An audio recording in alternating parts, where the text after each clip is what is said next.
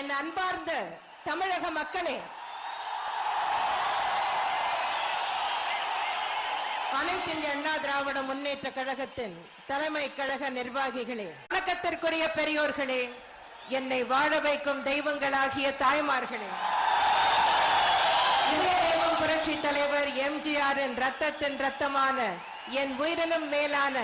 எனது அருமை கழக உடன்பிறப்புகளே, அனைத்து இந்திய அண்ணா திராவிட முன்னேற்ற கழகத்தின் இளைஞர் பாசறை மற்றும் இளம் பெண்கள் பாசறையில் உறுப்பினர்களாக உள்ள இளம் சிங்கங்களே, இளம் வீராங்கனைகளே, தமிழ்நாட்டின் பல்வேறு மாவட்டங்களிலிருந்து வந்து வெள்ளமென இங்கே திரண்டிருக்கும் தமிழக மக்களே, எனது அன்பான வணக்கத்தை உரித்தாக்கிக் கொள்கிறேன்.